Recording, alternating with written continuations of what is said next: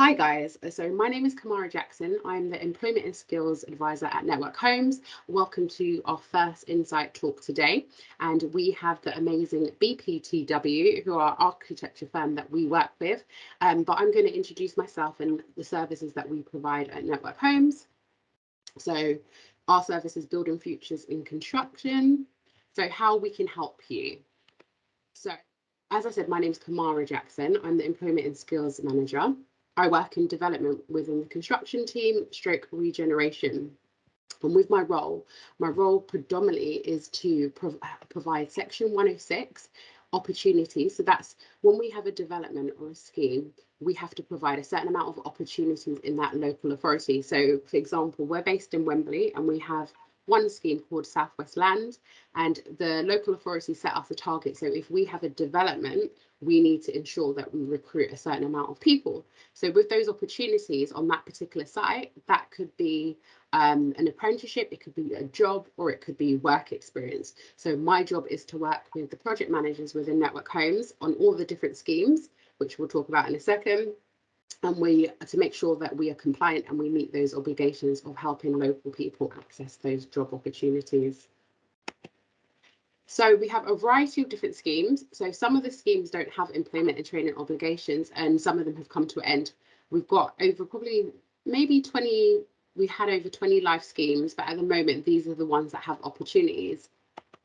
So we have 2 schemes in Edgware, in Barnet, Burnoak Broadway, Premier Place, Ayton Road is in Lambeth, and Vinyl Square is in Hillingdon.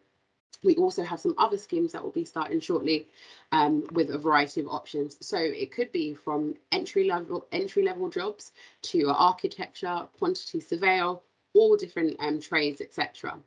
As you know, it doesn't have to be a physical trade, it could be in the office, etc. So kind of gone over this a bit already. So we have apprenticeships, jobs, training, work experience. So if you are a student or you're someone who thinks that they have a particular interest in a certain area and you'd like to get work experience opportunities or just to get a bit of a better understanding, you can contact myself and I can help arrange that.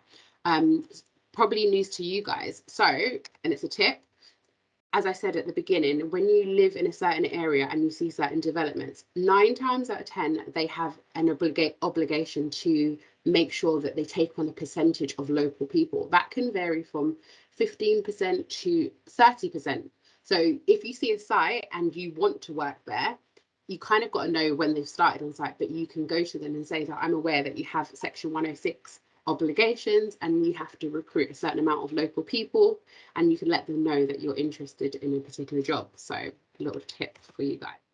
And how to contact us or myself. As I said, my name is Kamara Jackson. So if you want to, you can write this down, but it's also recorded, as I said. Kamara Jackson, Employment and Skills Manager. My email, you can contact me on building.futures@networkhomes.org.uk. And our telephone number is on there too. And I've just noticed the error. There's a missing O, but yes. So anyway, but yes, thank you for coming today for the first Insight Talk. That's the end of my presentation. Let me stop sharing my screen. Where is it? There we go. So yes, so I would like to introduce to you Paul, and he, as I said, he's from BPTW, and he's going to be speaking to you. Paul is an architecture assistant, so he has all the knowledge for you guys, and I hope today is insightful for you, and we look forward to helping you on your journey if you want to become an architect. Indeed. Hi, everyone. And thank you for the introduction, Kamara. I'll just set up myself and start presenting.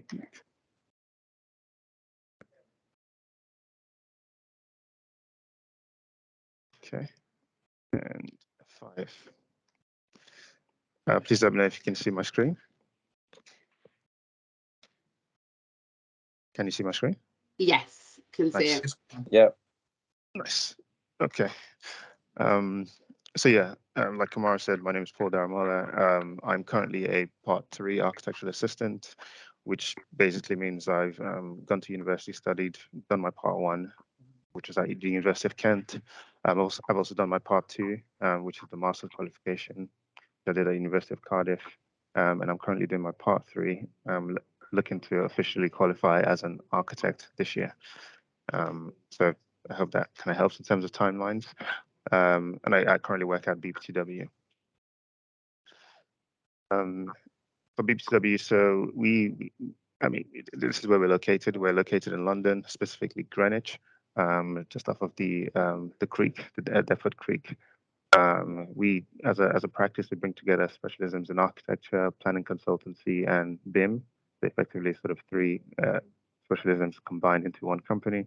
And our approach essentially has established us as experts in the residential and sort of mixed-use development kind of sector or projects.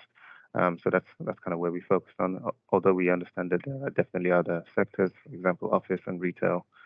We don't typically operate within those realms. Our focus is residential and mixed-use developments, specifically sort of urban regeneration projects as well. So, and our sort of entire mantra is to ensure that the projects that we work on is effectively to ensure that we deliver exemplary projects that transform people's lives. That's sort of the ethos that we carry on every project that we do. But again, right there, we're based in Greenwich. This is the practice. Or this sort of represents our size. Roughly speaking, we're about 130 people across 2 offices. So one in London and the other in Birmingham. The Birmingham one is slightly smaller, so most people are in the London office. And we've been operating for over 30 years now. Like I said previously, specifically in the residential sector, but and then through that, developing strong relationships with UK councils, so local authorities, UK housing developers of the such as well. And this is across England mostly. Yeah, but a lot of the work that we do, to be honest, is further down south. And in those years, we've also, like I said, developed specific specialisms in housing delivery, sustainability, which I'll touch on as well. And then finally, BIM. I don't know if you guys know about BIM, but it's sort of an acronym for Building Information Management, which I'll also touch on. But this is all of our faces. I don't know if you can spot me, but maybe I don't want you to spot me, to be honest. On to the next one. So, working in the built environment, I don't know if this is a term that you're already aware of, but effectively the built environment just effectively means trying to, the process that we follow is effectively trying to shape spaces and shape buildings, the buildings that we live in or work in or sort of socialize in. I think a recent definition that I came across when it comes to architecture and the built environment is sort of architecture is the process of creating meaningful space. So that's the mantra that we take on. But the term itself it is quite broad, and it stretches from all the way across from individual buildings or even rooms for that matter, all the way to neighborhoods, parks, and the infrastructure that kind of weaves those elements together, but also all the way up into the master planning level on a variety of projects. But the entire creation of spaces, buildings, is kind of encompassed in the words built environment. When it comes to buildings specifically, or just the projects that we work on specifically, there's mainly 2 things that go on. There's always going to be a design side, and then there's always going to be a construction side. Depending on the size of the project, if it's smaller, you'd sort of end up working through the design all the way into construction. But typically, the projects that we work on in the office are quite big, so they have different sort of procurement routes, such that you end up with effectively 2 different sides. You have a design side, then you have a construction side. So when it comes to shaping your direction and your career path, this is something that I would have found useful earlier to know in terms of how the industry works. So I just thought maybe to share that with you as well. You might end up at a point where you will have to decide which side you want to be on the design or the construction side. When it comes to the design side, I've put a hand sketch in there just to kind of reiterate that point a little bit. Effectively, it's where all the hand sketches go on. It's where you sort of define the brief. It's where you define how a building is to be used, and it's also where you get to design what the building looks like effectively. There's a few different skills and a few different career paths within that realm. That's also the realm that I mostly operate in, but also software skills as well. And then once that's designed, there's a part in the middle which is effectively the kind of design, receiving, planning, and application approval. Once it's received approval, then effectively the next stage, which is the other side, is the construction phase. This is where you start to figure out the technicalities of the actual building. You've designed it now. How are you going to put it together? What is it going to be made out of? And then various other legislative kind of statutory legislations that you have to comply with as well. But effectively, most of the construction side is officially you being on site. So that picture to the right or to your left, how you're looking at it, is me actually on site on a project that I was working on, or still am working on. This was actually last week, by the way. So, but I really want to make that clear that depending on when you start working on bigger projects, you start to realize the difference between the design side and the construction side.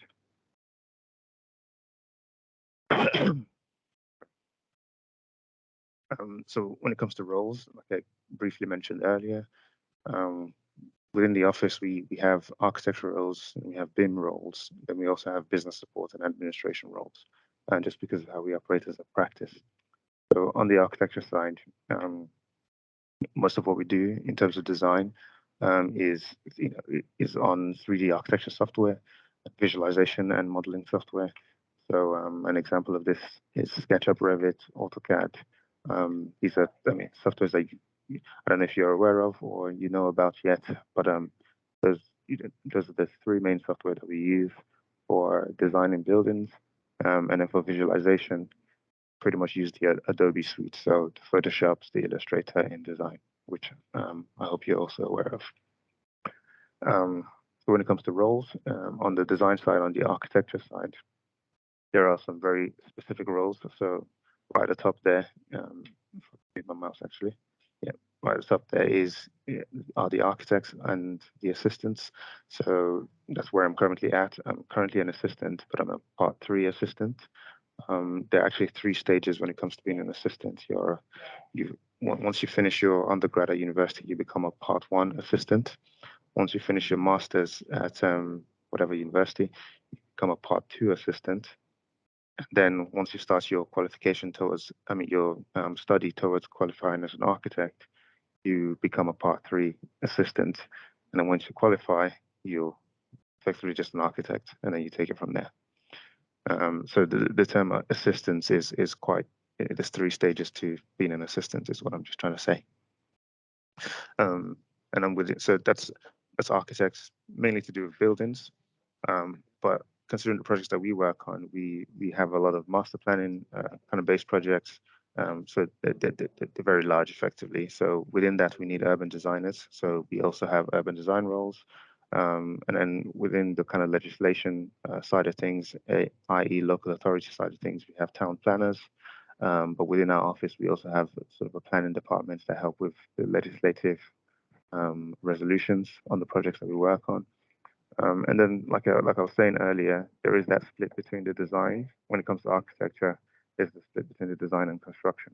The top 3, so architects, urban designers, town planners, they're on the design side.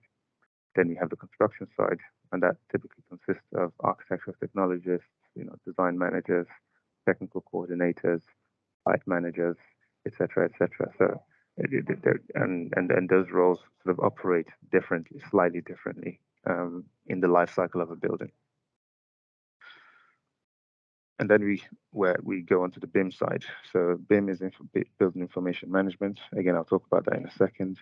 But within that, we also have different roles. So we have BIM coordinators, we have BIM managers, we have 3D visualizers, we have document controllers, we have contract managers.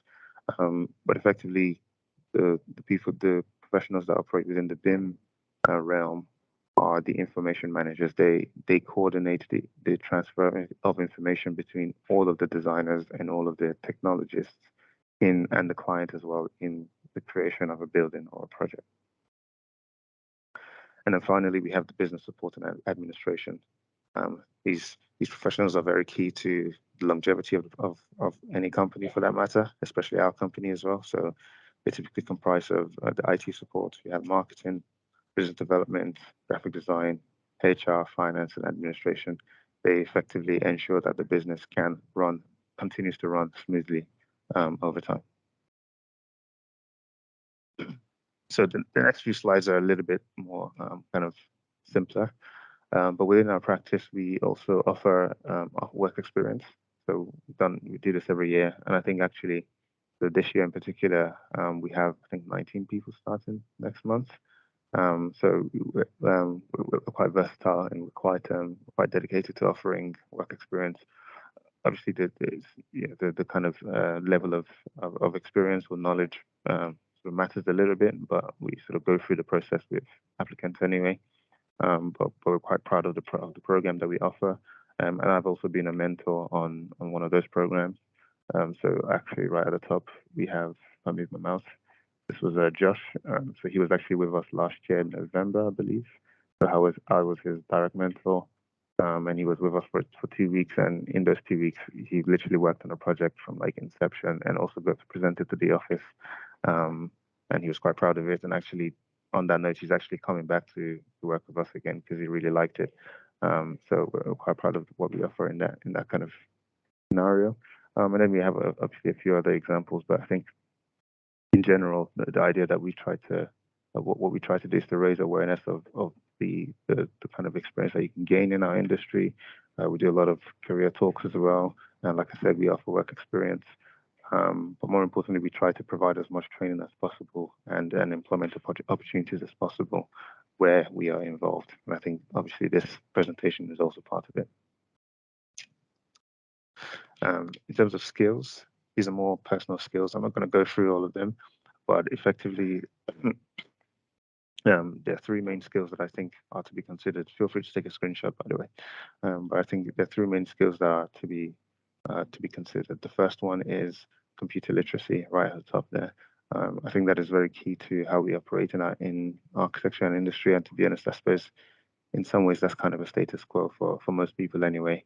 But I just wanted to bring that up to ensure that it is not understated because it is highly required. Secondly, teamwork. Like with most other industries, teamwork is very important. You might find yourself working on very large scale projects with large teams, and you're going to be sort of a part of those teams. So your ability to communicate and work effectively within different sort of varying team sizes becomes quite important. And then finally, sort of interpersonal skills. So when it comes to architecture in particular,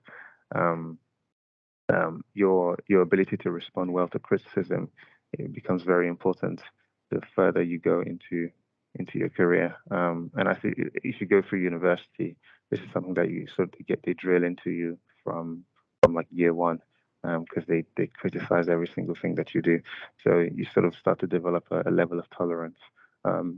You know, but it's just to keep in mind that this is effectively to ensure that whatever you design has the best outcome possible. So it's not necessarily sort of a dig personally at you.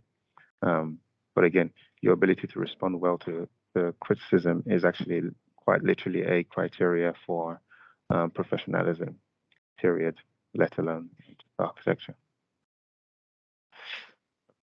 I'll just go through a few projects that we've worked on in the office, just to give you a sense of the scale that we work at. So this is 12 Thames Road. This is actually a project I'm working on at the moment. Also, that's where I got the picture from, because I had a site visit last week.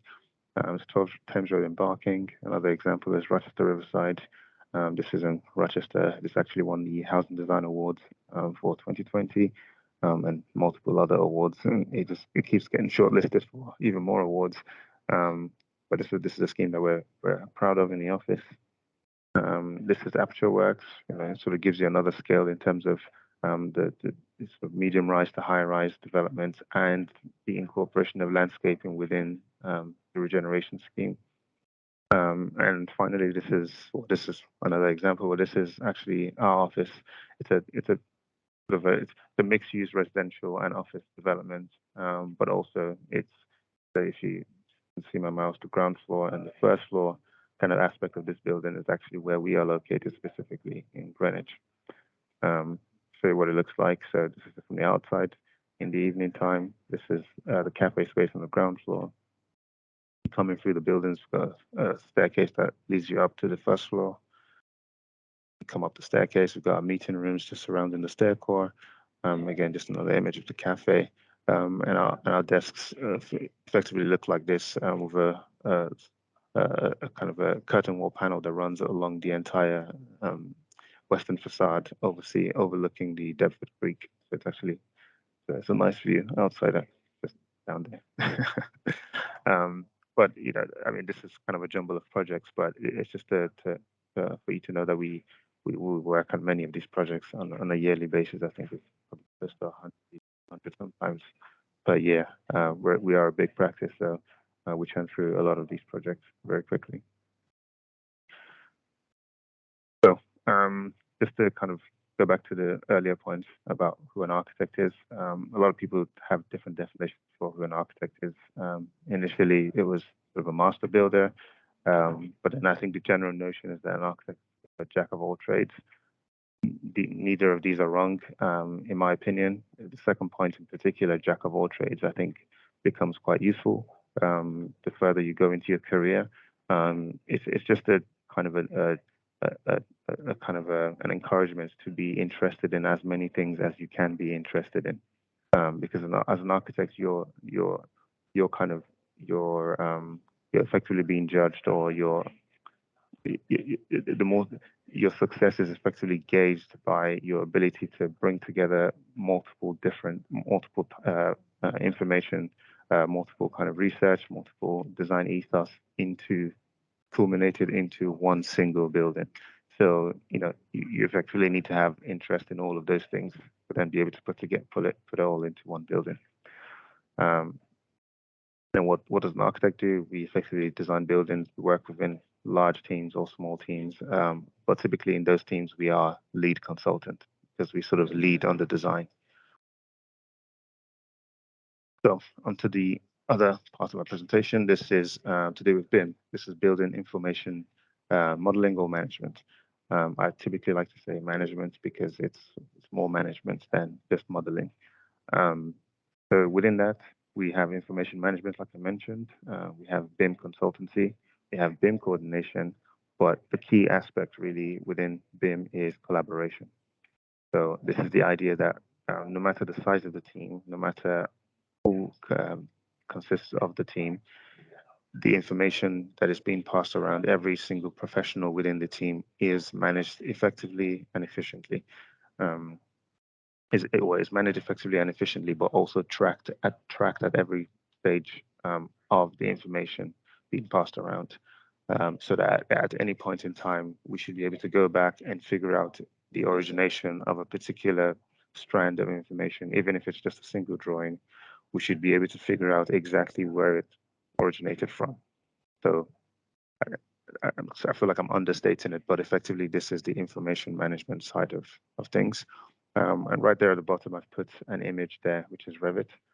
This is a software that we use like at probably 80 or 90% of the time in my office, or just any other architectural practice for that matter. Revit is a very, very important software for many architectural practices. So at any point in time, or if you ever come across some kind of Revit training thing online or YouTube, whatever it is, try and engage with it. In my opinion, that would just be my suggestion, because it's a very important software. Just on that kind of note for BIM, I just put this image there to make it as clear as possible. So effectively, you can have as many different, just move my mouse, many different professionals working together, but they are all linked together by this thing called BIM, typically just Revit and a few other software.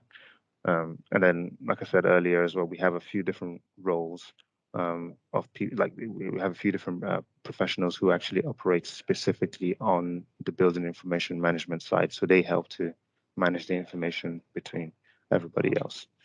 The image to the right is just literally a screen grab from Revit. So you can see you sort of we do a lot of the digital modeling within Revit. We also do all of the collaboration within Revit. So, for example, the structural engineer might have their own model. They would send their model to us. We would link their model into our model. The M&E, so mechanical and electrical engineers would have their own model, so they'll send it to us. We'll link it into ours. So you can have a model that comprises of close to 5, 6 other models from other consultants, all within Revit. And that way we get to track and coordinate every single piece of information to ensure that nothing clashes, especially prior to construction starter. I won't touch too much on this, but I just want to show a few images of our business support and administration team.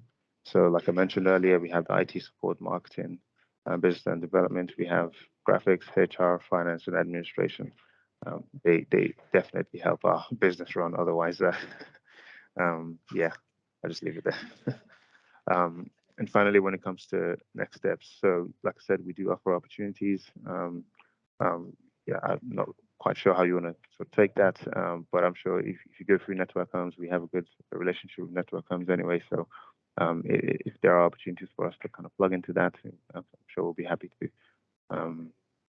And this is just a few examples of people that have come to work with us on their work experience over the past few years. I mean, we run this every year just to make sure that we are sort of giving as many people as possible the knowledge that we think they need to operate successfully in our industry.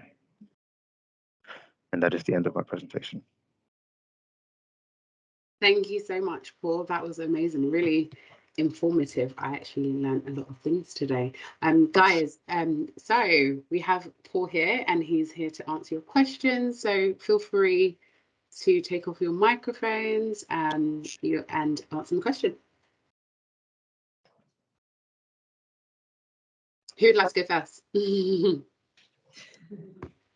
Hi, Paul. Do you currently have like Part 2 apprenticeships in BPTW?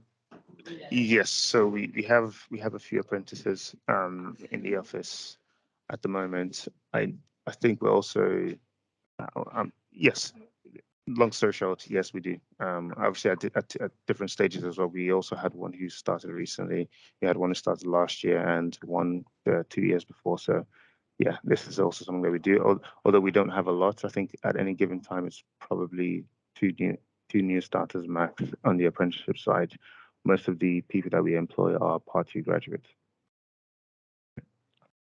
Just to add on to Erin's question, does that mean that you have live vacancies of apprenticeships, or that currently those are the people that are working who've been taken on? Those are the people that are currently working and have been taken on. But live opportunities, I'm not sure. No worries. It's sort of not my area. No worries. So Erin, I can speak to Louise, who works in the HR department. But if you want afterwards, you can just send me your CV. And then we'll go from there. Lovely. Yes. Thank you. No worries. Anybody else? Jordan, do you have a question? Yeah. I've completed my architectural studies, and I've actually applied to BPTW before. So I sent you guys my portfolio, CV, and cover letter, but unfortunately, I never heard anything back. So I'm interested in the work experience program that you have as an alternative to getting full-time employment. What do you think my next step should be? Sorry, interested in work experience as opposed to full-time employment? I'm interested in both. I would prefer full-time employment because I'm looking for a job at the moment. I've been looking for a job for about 1 month. But if that's not available, then I'm interested in the work experience program to have something to do during the summer. I don't know how it works, but yeah. Okay. Sounds good. Sorry, just I'll ad lib onto that. So Jordan, again, I think what we're gonna do anyway, we're gonna send these presentations, both of us, and I think it will have our contact details on there. And then we'll chase that one up. But you know what, you're on the right line. In terms of any industry, especially if you just recently qualified, you want to have experience in that particular sector. So sometimes if you are applying for jobs and you're not hearing back, work experience is the first step. Once you get your foot in the door with any employment opportunity, you can kind of show them your skills, your personality, and then when an opportunity does come up, I'm sure you'll be considered for it. So you're going to send your details on to me and I'll chase it up and see. But the good thing is you've been looking for like a month, so it's still early days. So Yeah. it's exciting times for you. Yeah. Thank you. Okay. Yes, thank you. And do we have any other questions? No? Okay, I've got a few. So, Paul, what tips would you give people who are interested in a career within architecture in terms of, like, we've just heard from Erin, Jordan, they're interested in jobs, apprenticeships. How would you recommend for them to be seen to, get a job ultimately? So I mean, for myself, I'll just talk about myself for a second. So when I finished my undergrad in 2016, I quickly realized that actually I didn't know anyone. Like I had no network within, I had no connections within the industry. So one of the things I started doing actually in my third year was to attend networking events that were hosted, like free networking events that were hosted at the RIBA. So I would literally come from Kent on like a Saturday or like a Friday or something, come all the way down to London just to attend an event, and then I'll go back to Kent for uni. The reason why I'm bringing that up is since 2016 or 2015, in fact, I've been doing that every single year, and effectively using that to sort of build my network, and that's helped out tremendously. So such that right now, I feel like I know enough people around the industry that I feel like I'm more comfortably placed, is what I'm trying to say. So that would be my suggestion. There are lots of free networking events that exist just anywhere for that matter. So, but you can start with the RIBA because, it's easily accessible. You can literally just type in RIBA website and just go to the events page. And then that can kind of be the seed that opens you up to more things. So that'll be my first suggestion. My second suggestion is that, is just to sort of keep perfecting your skills in a way. So I don't really know what software you guys use or what kind of what I'm really trying to say is even after university, you don't have to just focus on stop your design at university. You can still work on other things. So, for example, we have an organization called now they're called Blueprint for All. They used to be called the Stephen Lawrence Charitable Trust. So I think they also have a Building Futures program. But within there, they have a lot of kind of competitions that they run for like pavilions designs, just like small structure designs that you can participate in to kind of refine your design skills. So I did a lot of that as well, and I know a few friends who have literally gotten jobs straight from that route. But I think the final suggestion is what you're already doing. So participating in events like this is great because you get a direct connection to, I guess, my practice, for example, and also networking and network homes. So, but yeah, I think the first one, though, which is just attending as many events as possible, that one's, I feel like it's understated because not a lot of people even think to do that or even do that at all, even if they know. And just for the record, I think I was going to like maybe 4 every month because it was just there's so many of them. Yeah, and they're all free, so you just turn up. Amazing. Thank you for that. And how did you hear about the role at BPTW? Did you, yeah, it just never kicks. In fact, it got there in the end. So Sure. did you find out about the company at one of the networking events, or was it for you to do the work experience? Because I know you said you started off there. Yeah. So I first started working at BPTW at the end of my part 1 experience. So after graduating from my undergrad, I took I decided to take 2 years out. I think there's only a requirement for 1 year before you go back to do your master's, but I wanted to do 2 years because I really wanted to grow my network. But in terms of how I found out about, I already knew about BTW, but I got the role through a recommendation from someone else who I'd worked with entirely. So I'd worked with him. His wife actually, his wife actually worked at BPTW. I was leaving that practice because I wanted to sort of diversify my knowledge. So I'd already left the practice, but even a year later, he sent me a message saying, "Oh, BPTW, it looks like they're hiring. Do you want to send an application?" So I did. But the fact that I had the kind of pre-existing connection helped. Yeah. It shouldn't be the case in my opinion, but it does help. I'm not going to lie about So that. it's about who you know. Yeah. Yeah, in some ways, but I think for BPTW in particular, I think we've definitely evolved past that. So we still definitely welcome applications, external applications, but I guess in terms of the kind of what am I trying to say?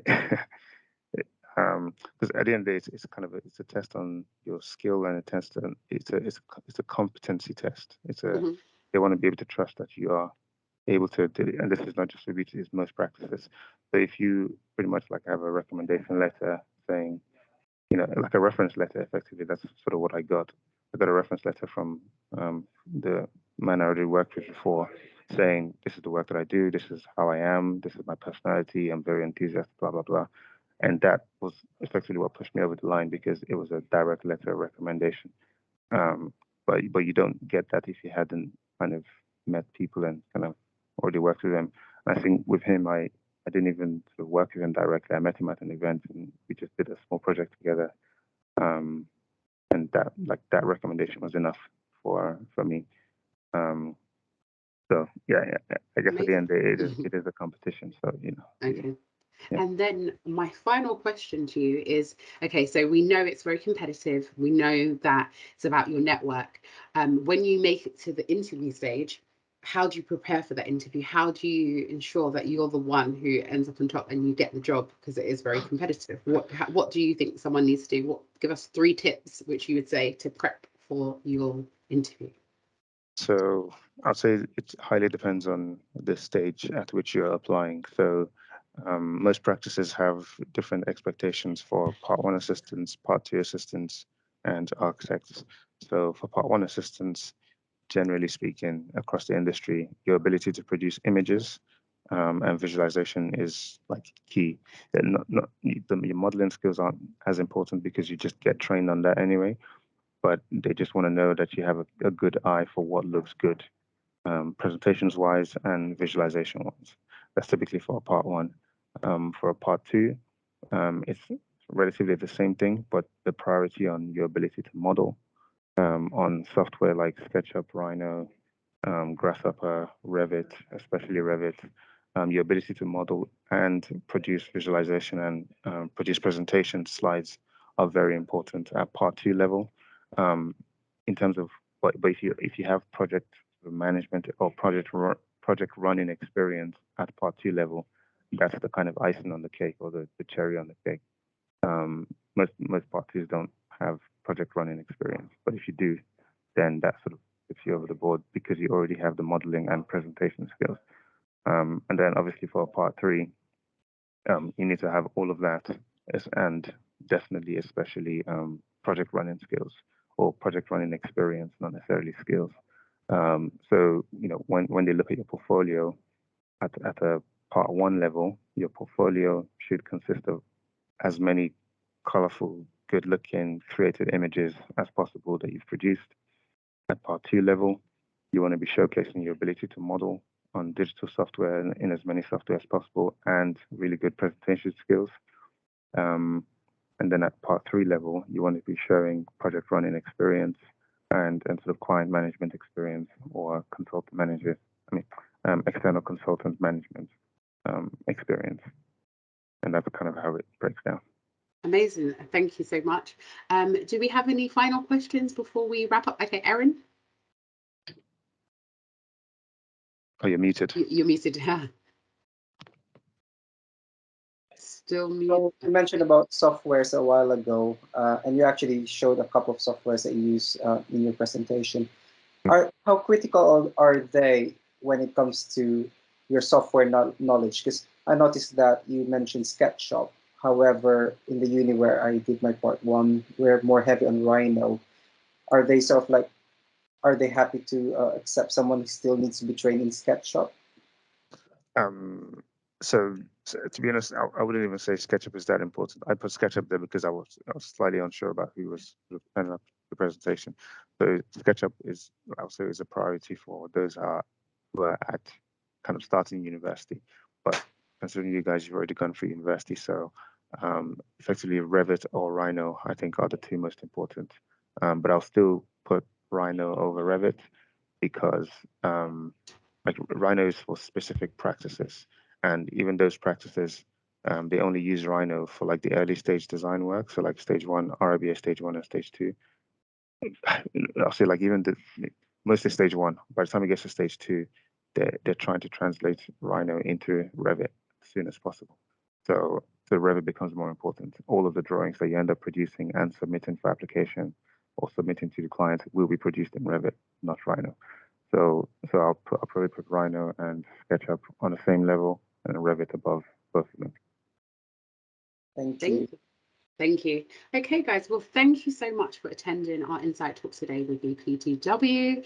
I hope you found it useful. I really did. And as I said, I will send our presentations to you, and we will definitely try our best to create some opportunities for yourself. Paul, are you on LinkedIn? Yes. I mean, could you drop it in the message box and so yeah, they could connect with you potentially, you know, extending their network, starting it from today. definitely makes sense. Thank you. But yeah, thank you guys. As you probably know, we have 2 more talks. We have another one tomorrow that is with our contractor called Okray. They specialize in engineering, and then we have another our construction contractor ARJ, which is on Thursday.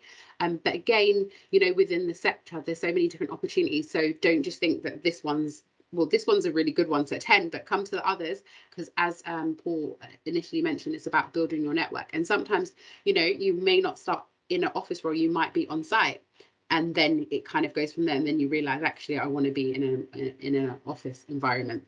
So yeah, if you can join us for those events. And yeah, that is the end of our presentation. Thank you.